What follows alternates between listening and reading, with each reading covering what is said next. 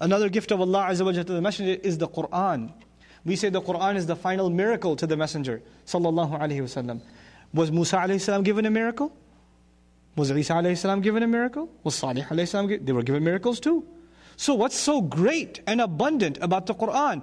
All of their miracles were only miracles while they were there. After they died, those things were no longer miracles, they were only stories that can be narrated.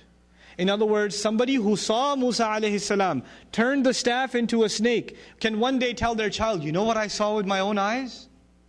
And then that child will say, you know what your grandfather told me?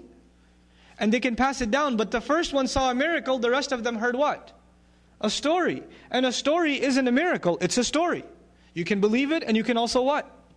Disbelieve it. But a miracle is something, it's in your face.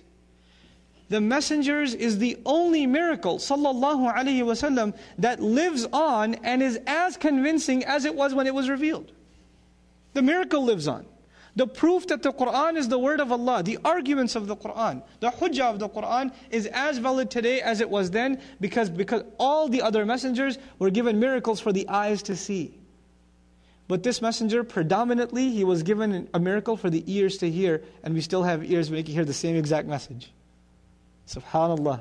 It's something incredible Allah gave His messenger. Right? Allah guaranteed His messenger victory. Sallallahu. This is part of the good He gave him. You know, there are other messengers that came 950 years, no victory on the earth. Except the believers had to escape and the world had to be destroyed. But Allah Azza wa Jal gave this messenger victory. Now I want to talk to you about that victory for a second. What's even miraculous about that victory? What's miraculous about that victory?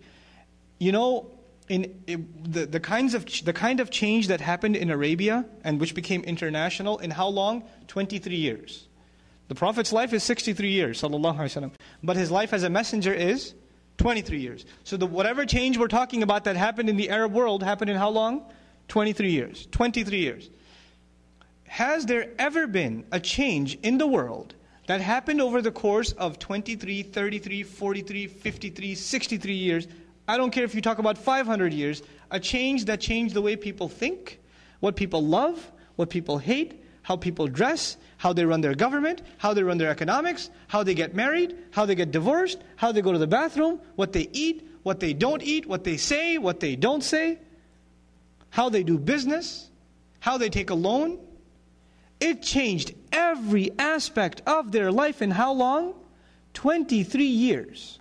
23 years. You know, those of you that are in high school, you take global history and you learn about revolutions. You learn about the Bolshevik Revolution in Russia. You learn about the French Revolution in Europe. These revolutions were either political or economic. They didn't change the ethics of the people. They didn't change how people eat and sleep and drink. They didn't change what people love and hate. They didn't change how people dress. Nothing else changed. One big change over the top and that's it. And even those changes were brought about by people who read the works of philosophers, and those philosophers lived decades before. Now, in other words, there's the historical formula. The philosopher of an idea is never on the battlefield. Never. And the philosopher of an idea is not even himself a revolutionary, he's just a philosopher. He's not going out there to try to convince people to make changes. He's just writing. He's just writing. Even the French Revolution, Voltaire and Rousseau, you read about this in global history, right? These writers never saw the revolution. It was like almost a century before the revolution ever happened. In the case of Muhammad sallallahu alaihi wasallam, who is delivering the message and who's on the battlefield? Can you imagine? And who's on the front of the battle?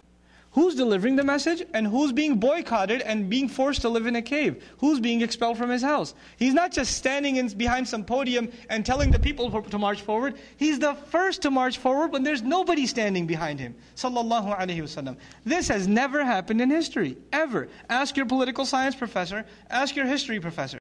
So Allah gave His messenger victory like no other. Like a book like no other and a victory like no other. Sallallahu alaihi wasallam.